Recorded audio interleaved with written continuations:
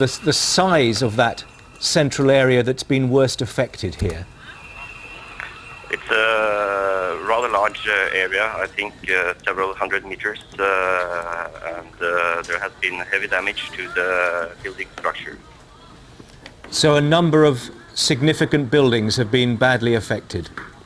Yes, they are still standing, but there is extensive damage and there is also fire. Just one last question to you. Your priorities now for the coming hours, what would you say they are? We will still secure the area and of course make certain that there is no other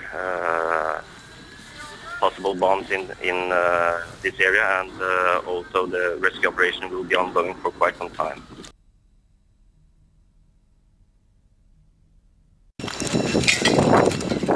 First came the explosion. A bomb in the city centre sent Oslo into chaos. Police raced to clear the streets, littered with rubble and shattered glass. The Prime Minister's office, oil ministry and headquarters of a newspaper were among the buildings hit.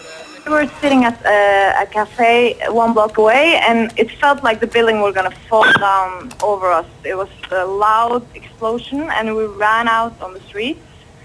And we saw all the buildings surrounding the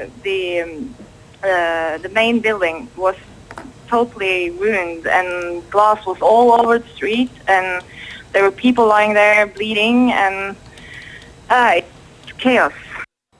As the injured were being treated, reports of a shooting away from Oslo on the island of Utøya at a summer camp for youth members of the ruling Labour Party.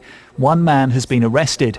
Police say they fear there may be explosives on the site. Police say the attacks were linked. So far, no group has claimed responsibility. The country's involvement in the war in Afghanistan has made it the focus of Al-Qaeda threats in the past. On the surface of it, Norway certainly seems to many an unusual target. To people who follow this on a regular basis, it isn't. We did see Sweden last year being targeted. Al-Qaeda is starting to really try and hit softer, more peripheral targets other than America, Britain. Tonight, soldiers are on the streets of Oslo as police begin to investigate what happened. For now, there is shock that the city's peace could be shattered like this. Jonathan Blake, BBC News. I wanted to personally extend my condolences to the people of Norway, and it's a reminder that the entire international community has a stake in preventing this kind of terror from occurring, and that we have to work cooperatively together both on intelligence and in terms of prevention of these kinds of horrible attacks. I remember fondly my visit to Oslo and how warmly the people of Norway treated me, and so our hearts go out to them, and we'll provide any support that we can to them as they investigate these occurrences.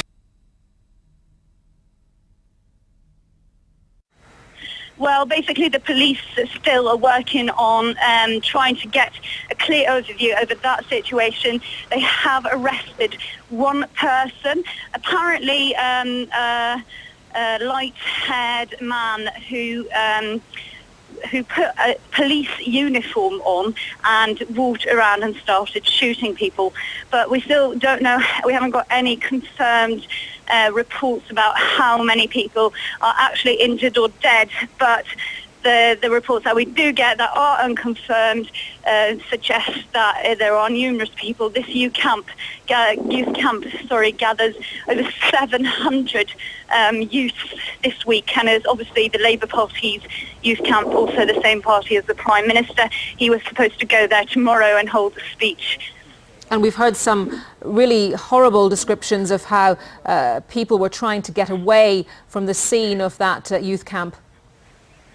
Obviously, this is an island in the middle of a quite large lake, about an hour west of Oslo. We have got reports that people were hiding in bushes, trying to swim off the island to the mainland, obviously quite a bit of a distance. In their clothes. We also got reports in from youth there that please do not call us We are hiding in the bushes, and obviously a lot of panic in this on this island at the moment. Let's just speak to somebody who is actually there. Olaf Furness, thanks very much for joining us. Just tell us what you have seen. Well, I was 5 minutes from the blast. I was in a cafe, and when I stepped out, one of the main government buildings, which is pretty much a skyscraper, all the windows had been blown out, and a lot of the windows in the surrounding area have been blown out as well. I'm even quite far away from the government area.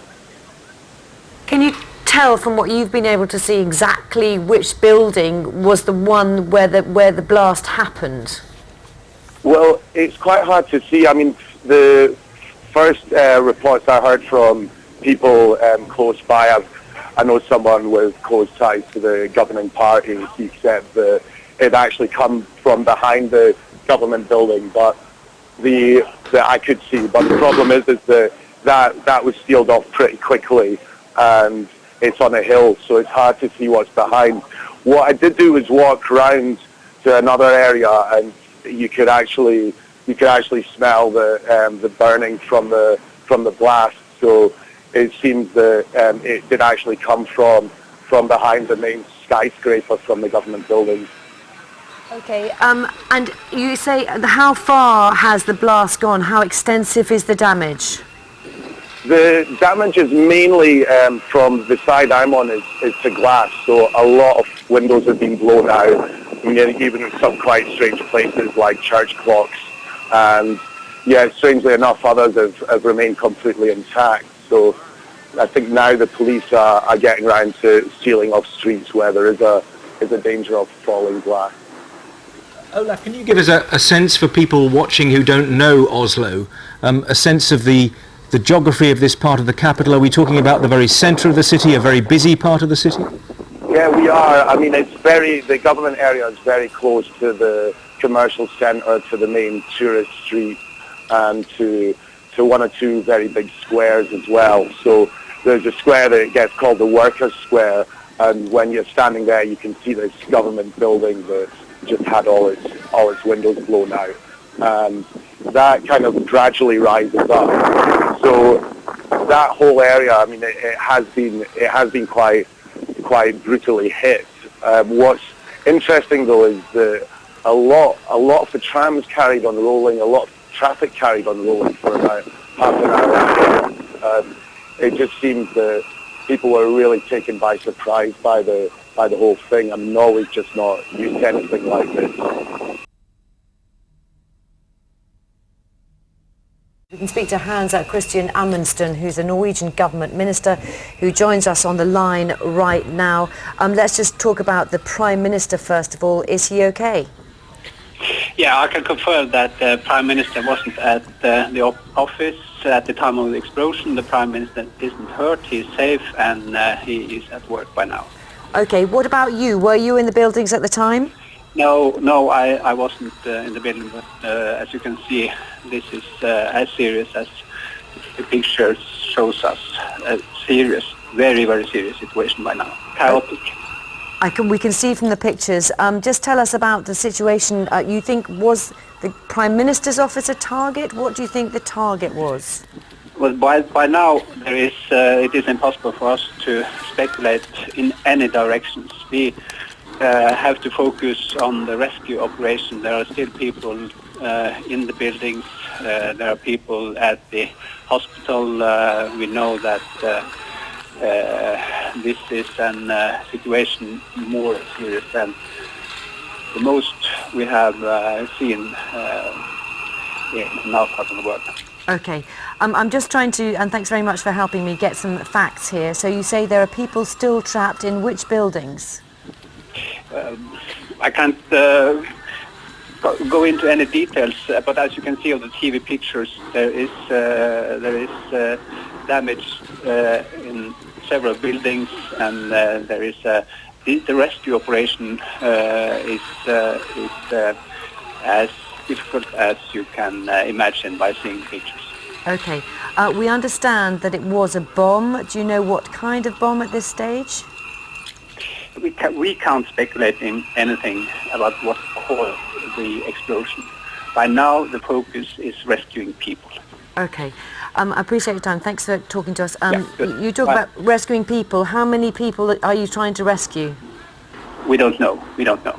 And just give us a sense. I understand it was a public holiday, but would there have been many people in these buildings working? But this is Friday afternoon. It's holiday in Norway. That in this situation caused that there was not as many people as there normally would be. We are talking about a huge number of people in this building with 17th, 18th floor. And this other building across the street, not as high as that, but there are many hundred people in these buildings every day. Let's speak to Siv Hartvigsen, who was a few blocks away from the explosion and felt that explosion, who joins us both on the line right now. Just tell us what happened when the bomb went off, what you heard and felt. Yeah, well, we were actually shopping just a couple of blocks away from where the bomb went off at Egertorget, which is just above the government building, and all of a sudden we just heard a massive bang and the whole building was shaking, and we saw from the second floor just the window was just blown out, and we actually thought that there was a bomb in the building we were in, and the fire alarm went out and we were evacuated and people were just running out, and there was glass all over and people were just running madly. There were obviously no police at that time because it just happened. But as we walked towards the government building to sorting there, we just saw there were windows smashed all over the place. So we just thought to run as far as possible away from there, and we ran towards the National Theatre where our hotel is, and we stayed there ever since. So that's basically what happened from our side. Okay, do you know at this point that all your friends are safe? Yeah, I mean, I don't live here anymore. I'm just here visiting with my friends, so it's just me and my friend, but we have just been here and just stayed put with what's happening. But our friends that are here, they are safe, yes.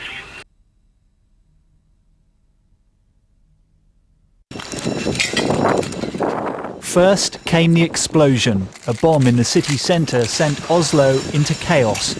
Police raced to clear the streets, littered with rubble and shattered glass. The Prime Minister's office, oil ministry and headquarters of a newspaper were among the buildings hit. We were sitting at a cafe 1 block away, and it felt like the building was going to fall down over us. It was a loud explosion, and we ran out on the streets.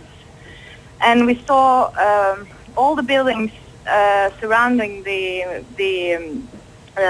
main building was totally ruined, and glass was all over the street, and there were people lying there bleeding, and it's chaos. As the injured were being treated, reports of a shooting away from Oslo on the island of Utøya at a summer camp for youth members of the ruling Labour Party. One man has been arrested. Police say they fear there may be explosives on the site. Police say the attacks were linked. So far, no group has claimed responsibility. The country's involvement in the war in Afghanistan has made it the focus of Al-Qaeda threats in the past. On the surface of it, Norway certainly seems to many an unusual target. To people who follow this on a regular basis, it isn't. We did see Sweden last year being targeted. Al-Qaeda is starting to really try and hit softer, more peripheral targets other than America, Britain. Tonight, soldiers are on the streets of Oslo as police begin to investigate what happened. For now, there is shock that the city's peace could be shattered like this. Jonathan Blake, BBC News. I wanted to personally extend my condolences to the people of Norway, and it's a reminder that the entire international community has a stake in preventing this kind of terror from occurring, and that we have to work cooperatively together both on intelligence and in terms of prevention of these kinds of horrible attacks. I remember fondly my visit to Oslo and how warmly the people of Norway treated me. And so